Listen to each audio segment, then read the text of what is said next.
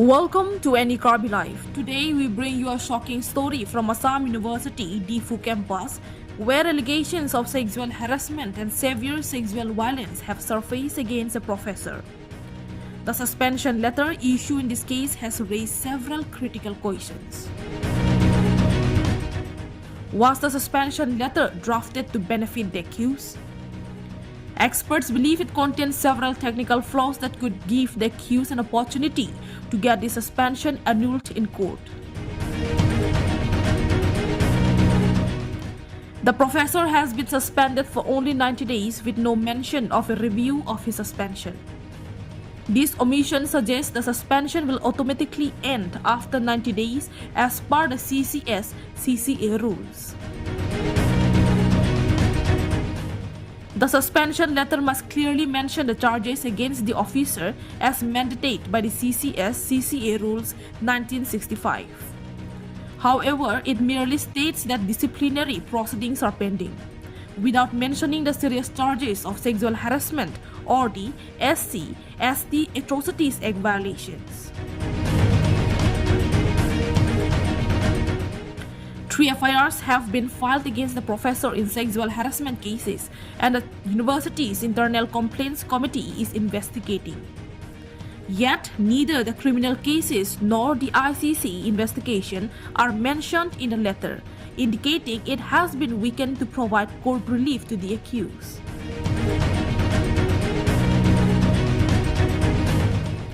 Not only this, but the suspension letter also states that Aniruddha Kumar must remain at the headquarters, specifically Diphu, during this period. However, female students in their complaint to the police expressed fear, stating that Aniruddha Kumar has associations with several antisocial elements. His continued presence and movement within Diphu make them feel unsafe and threatened.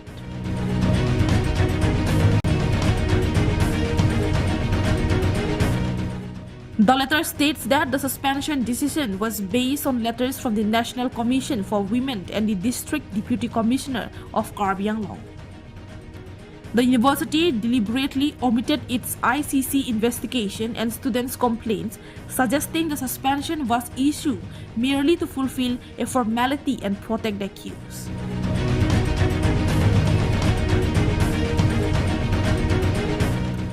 The suspension letter signed by the Vice-Chancellor appears intentionally prepared to provide legal relief to the professor.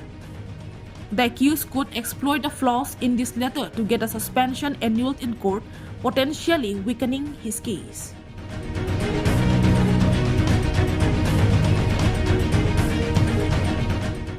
This suspension letter raised questions about the university's transparency and impartiality, showing insensitivity towards delivering justice to the victims.